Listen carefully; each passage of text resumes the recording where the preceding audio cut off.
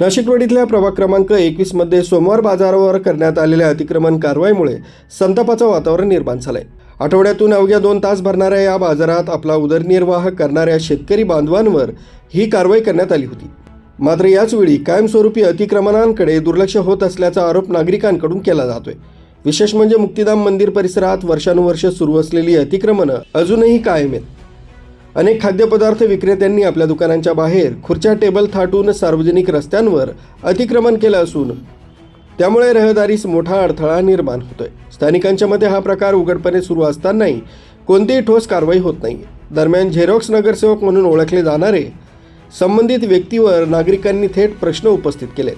आपल्या नगरसेवक पत्नीच्या माध्यमातून नाशिक महानगरपालिकेच्या महासभेत या गंभीर प्रश्नावर आवाज उठवला जाणार का?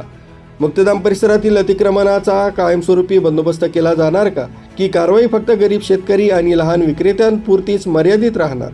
स्थानिक नागरिक आणि शेतकरी वर्ग प्रशासनाकडून समान, पारदर्शक आणि न्याय्य कारवाईची ठोस मागणी करीत आहे।